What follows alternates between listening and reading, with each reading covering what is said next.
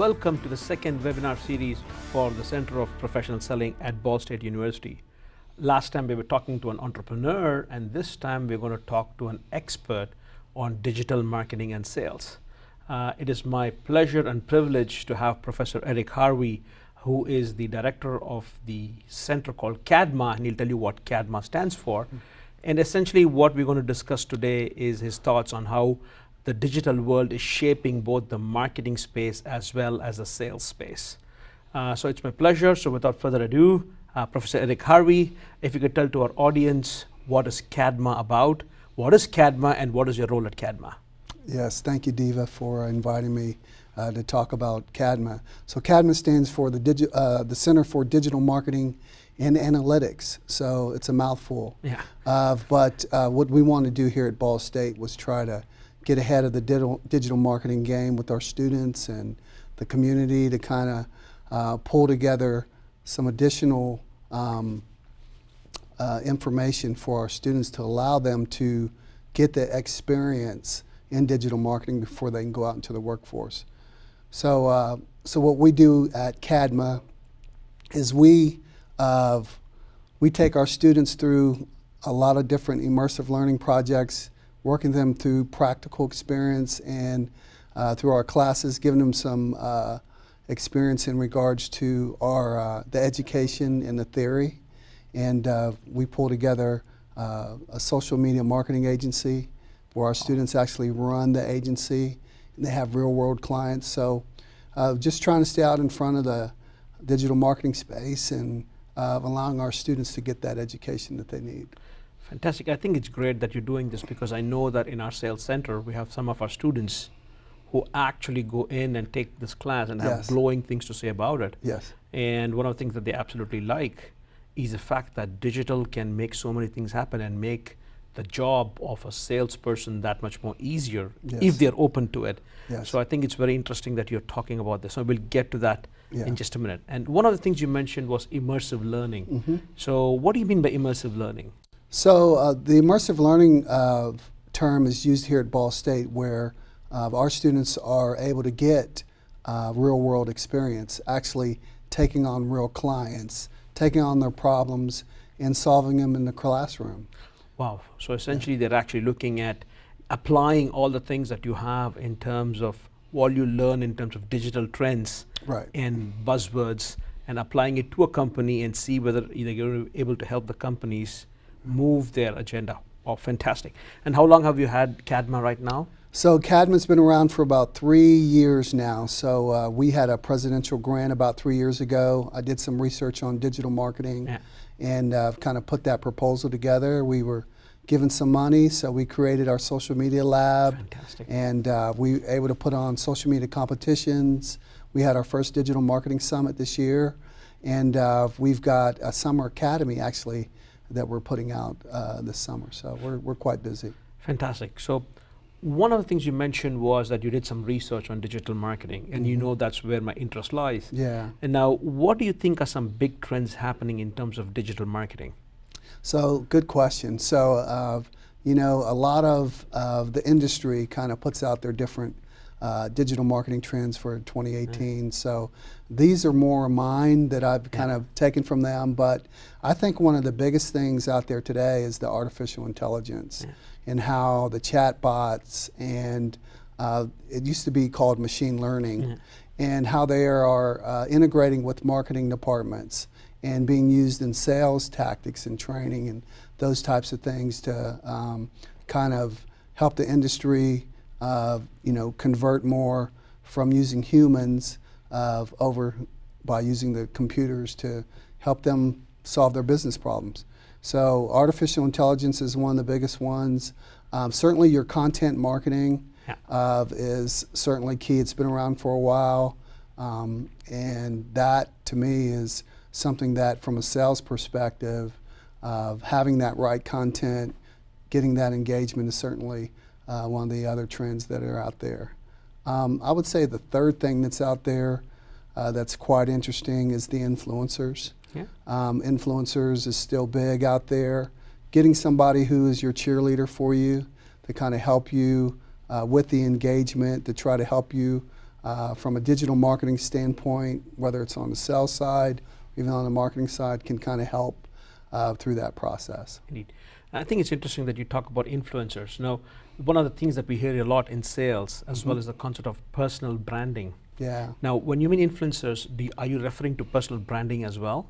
Well, personal branding plays a part. If they have that notoriety with their good branding, certainly they can be that influencer. They may have a lot of social media followers to kind of build up their profiles to do those things. So the influencers certainly have the ability to be a game changer for you in situations. So that's why I think the influencers are still out there. Personal branding has something to do with that, but certainly keeping them focused on establishing their brand and maintaining that is important. Indeed. And one of the things you talked about was content marketing as well, which I think is very interesting because for us, we talk about the concept of sales enablement. And when you take a look at content marketing, it could be something that you can actually tie it down to sales enablement as well. Yeah. And to what extent do you actually see that also something that terms like sales enablement and all that actually factoring into the vocabulary of marketeers and digital marketeers? Right. So you kind of combine the sales enablement with kind of the content marketing. Yeah. So I think what you want to do from a marketing standpoint, even from a sales standpoint, is establish that watering hole. So that watering hole is the place where individuals are going to come to get the information, whether it's about your product, your service, or your personal brand or anything like that. So creating that and establishing that watering hole through content that you create, or whether you get it from another area, certainly allows that individual to continue to come back to whether it's your website or whether it comes back to your social media platform, whatever, and you continue to engage with that person, and that starts that sales enablement there. Okay. So you've got that first step, that toe in the door to allow you to continue that relationship and grow from that standpoint. It's very interesting. So essentially what you're saying is the three big things you see are artificial intelligence, content marketing, and influencers, which is because from a sales perspective, of course, we look at Internet of Things and artificial intelligence. We are also looking at sales enablement, although you see that the terminologies that we use could be quite different, but maybe the ultimate goal of that is to help is to achieve the same outcome for an organization. Just a different way of doing it. It's a different way. Yeah. Absolutely. And then when you take a look at influencers, the way we look at it as salespeople are influencers, but they need to have a personal brand to be able to influence. Yeah, absolutely. From that perspective. So it's very interesting that we talk about this. It actually brings me to my next question, is the fact that when you talk about sales, and I think you're very famous for having said that salespeople should become marketeers. Absolutely. And marketeers should become salespeople. Right. And can you elaborate on that, please? Yeah, so just to kind of reemphasize, the new sales is actually marketing, and the new marketing is new sales. So what you've got today, when traditionally you've had your sales teams looking for leads and canvassing for leads, so they're building that relationship, that networking, whether it's through dialing for dollars or through that phone. Well, with the different generations today, you've got the digital aspect, where social media plays a big aspect in that. So you're using platforms like LinkedIn or Facebook to kind of canvas or look for your leads that way, okay, and establish that network and connecting that way versus actually going through a call center focus to kind of make that connection. So you've got your sales teams now, they're out doing the social selling aspect of it. So they are looking for their leads through LinkedIn and social networks that way versus, again, them making those phone calls. And then, marketing is, they're still around doing their things, but they're still focused on more of the strategy aspects. So it's kind of pushed them back further to focus more on the strategy to what to do with those leads, or try to help the sales teams with the type of content that they should be using to make that engagement and that connection. So it's a new world out there, very interesting aspect, the way to look at how sales is evolving. And so if I hear you say, what you're saying is that salespeople should start becoming a little bit more strategic rather than focusing on quick wins. yeah, more tactical. Yeah. At the same time, marketing cannot always be very strategic. They should also be looking at how they can influence the bottom line or the top line in terms of what it is. Right. And actually that brings to my mind one of the words I've heard recently, and which I'm not sure that I can get my head around it, is the concept of mark ops. Okay. Or marketing operations. So people have always talked about marketing Yeah. in terms of strategic marketing, and they could talk about the 4 Ps, Right. product, price, place, promotion. Right. But increasingly with digital, we hear things like campaign management, integrated marketing communication, and there's focus more and more on marketing operations. Right. Can you shed some more light on mark ops? Wow. And is that the one that is linked to sales, as close to sales as possible rather than strategic marketing? Right. So that is it's a great question. Marketing operations. That's one of my, I think, last positions I had. Out in the practical sense. But marketing operations. They're evolving and changing to where they're actually assisting sales in the situation to make sure that the operations, in terms of all the marketing functions, are interacting with sales and all the other marketing function departments. So like you said, it's that whole integrated marketing communication. So you've got your campaign management, you've got individuals working on marketing communications, all right, and then you've got your sales teams there. So they have oversight of all of those, and certainly they've got P&L responsibility too. So the dollars that they're using on advertising and promotion and all those things are shifted to where they have a more of a operating sense versus a strategic, focus. Hey, here's a strategy, let's execute it. No, let's kind of all work together to accomplish the same objective, and that's where the marketing operations, I think, kind of comes into play. And sales is part of that. Indeed, I think because what we hear, of course, is that buzzwords like persona-driven marketing in a sales context, whereas essentially that's what marketing has been doing all along, saying that we're going to do research on segments, but it could be a segment of one where a salesperson gets involved, but essentially what you're saying is that marketing operations, and because of digital, the ability to personalize it, even within a segment to every individual customer, makes it much more relevant there. And I just want to comment on that. You mentioned the persona. So, and actually we talked about that in our class this past week with the persona, the difference between a target market and a persona. So the persona actually drills down deep to that individual human person. Absolutely. And I think even the sales, that function is drilling down more than that versus not looking at the segment aspect of it, the target, but it's making that individual, humanizing that individual. And that's where the digital marketing comes in.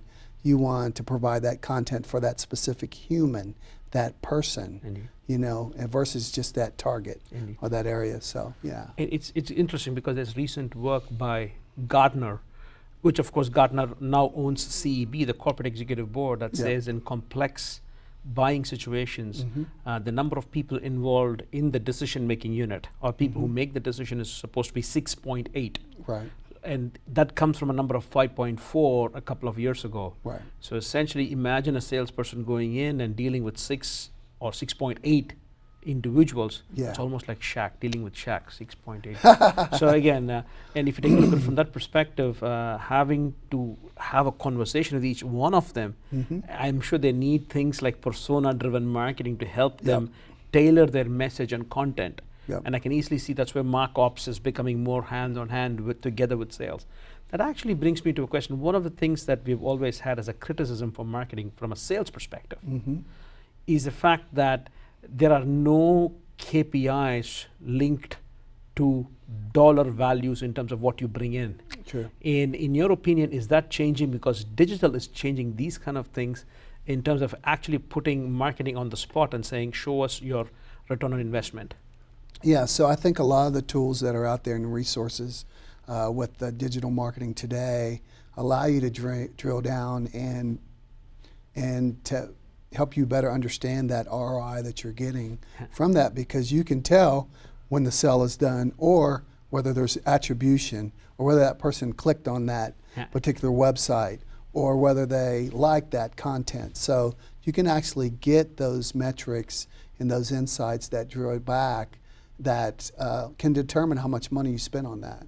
What are you actually getting now? Are you getting your purchase, or are you getting people to look at it? And you can look at your leads in terms of, how long is it going to take for it to get through the process. So certainly the digital marketing aspect of it has helped that process there. So, and when you said in your last job that you'd held before this, you were in charge of markups as well.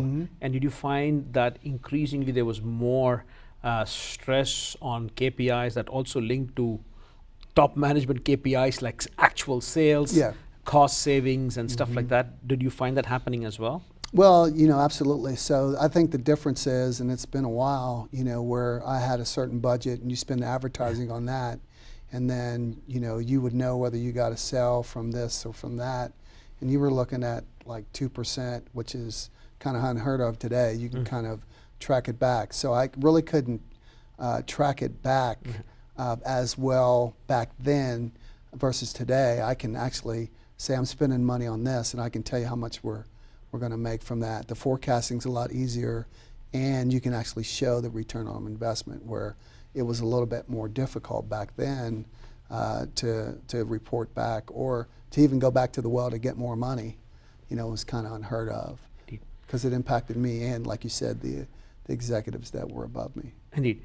So based on what we've just discussing, it's becoming pretty obvious that when you say there's return on investment for marketing and you're responsible for dollars in terms of what it is, it sounds like, as you said, this is pretty much why you're probably saying sales is a new marketing and marketing is a new sales, because we're almost talking interchangeably about the KPIs or the key performance indicators that we talk about, which actually begs the question that for quite some time, especially in business-to-business organizations, much more than fast mover consumer organizations or CPG, consumer packaged goods, where if you take a look at most consumer packaged goods or fast mover consumer goods or telecommunications from the B2C sector, that there was at least some sort of alignment between marketing and sales, right? Yeah. Whereas in your experience, how has it been in terms of, do you see an evolvement towards marketing and sales alignment happening in business to business, and more so in CPG? That is, if they were close before, they're becoming closer. Right. What are your thoughts on that one? Well, my thoughts are that I think that it needs to change and evolve, and I think some of the corporations are making strides. I think a lot more organizations need to make that change, where the marketing sale is more integrated. Again, because as I mentioned, the sales is the new marketing, the marketing is new sales. It's pushing it back further. So the things that marketing was doing, the sales is starting to do now. So that natural progression for that evolution of that thing to take place needs to happen. And I think that I know we chatted about generations. I'm a boomer. So we're still kind of stuck in terms of that old traditional way of the marketing and the sales, which is separated. Where now you've got different generations. X, millennials. The Zers. Those generations need those digital tools and those digital tactics and communications that need to be integrated more, I think, in the organization. So I think that transition needs to happen. And believe me, there's a lot out there that's making that change, but it is very important. And we need to start in the classroom with having that. Our marketing and our salespeople, having the same type of classes and understanding what this does, that does, versus having that dissension. Sales is over here and marketing. Our departments are even set up that way. Absolutely. Which is, and that's why we're having that conversation today, which I think is important. So. Neat. I'm going to put you on the spot here, Eric, and ask you, what advice would you give a youngster, a Generation Z, or whatever is once they exhaust the alphabets, I do not know what they're going to come up with, but let's say Generation Z or some of the youngsters, ex-millennials kind of stuff.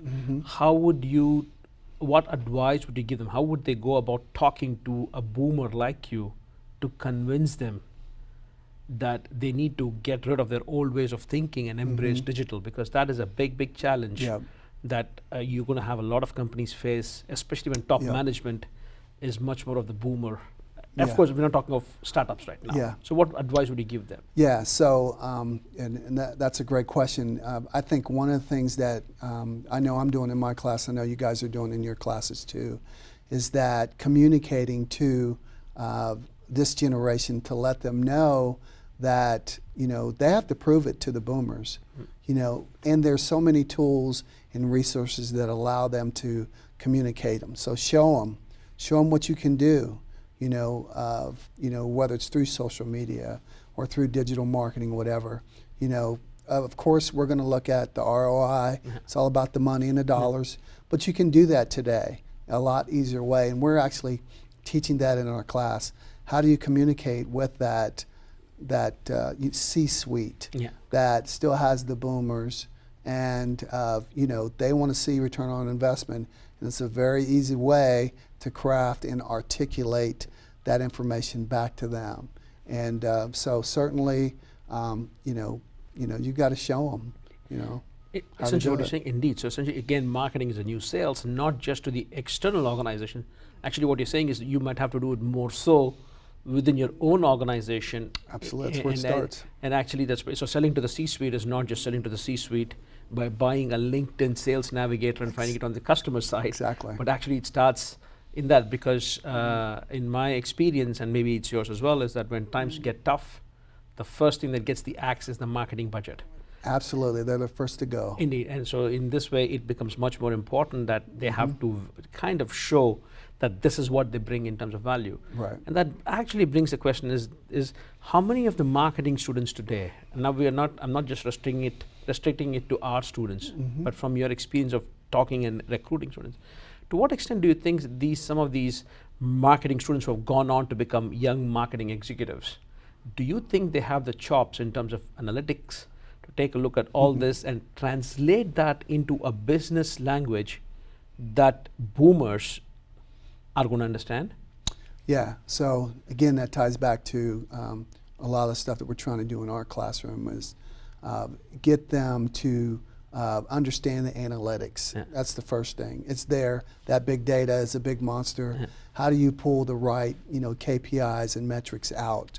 And then pull that together, put it in a presentation form, and then be able to articulate that to whether that's the boomer or the Xer or whoever's in charge there to kind of do that. So I think there's a gap where our marketing students don't have that skill set. But I think that's something we're trying to do at Ball State. But I think when I talk to employers out there, that's one of the gaps that they talk about, is that they don't, it's not that they don't have the information, it's that they're not able to articulate what they have that will be able to help them in their business. So. And I think the same thing I can talk from a sales perspective is that our students sometimes get mired too much into the nitty-gritty of it, and sometimes they forget that using these digital tools and markets can actually help them see what is happening and get the bigger picture, which still has to be communicated in a way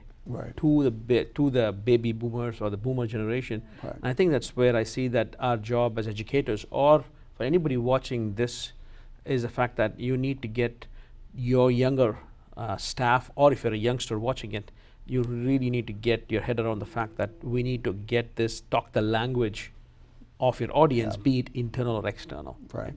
Now, my next question actually is got to do with when you have these concept of silos. That is, I'm in marketing, I'm in sales. How do you think digital tools today are helping bust these silos within an organization? That's a great question. So, the Salesforce, the CRMs that are out there, HubSpot, Hootsuite, those types of tools that deal with whether it's inbound marketing, email marketing. I talked about CRM, those communication tools like that. I think that allows kind of a more of a synergistic between sales and marketing, because they all have access to the same information. Okay, so whether marketing uses it a different way or sales uses it a different way, that marketing automation that's out there today allows a collaboration between the two functional groups, you know, to discuss their strategy and their tactic and their customer, you know, so there's shared information about their customer, which I think is kind of the key there. Yeah, and I think you mentioned something else which I don't think we'll have time today, is the service component, because there's also a services organization in companies. And if you look at CRM as a 360-degree view of the customer, I think we're only talking about marketing and sales, and we have not touched upon service yet. Yeah. And that could be a topic for another. That's our next topic, It could be especially on integrated marketing communication.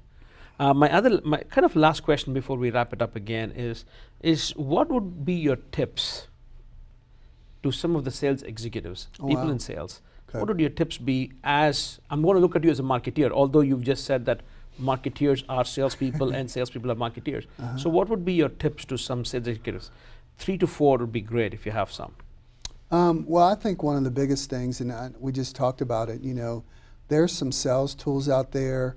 There's industry digital marketing tools that I believe these sales people and the marketing people also, they could get industry certification in these things. So this is more of a professional development thing. I think they could use that aspect of it.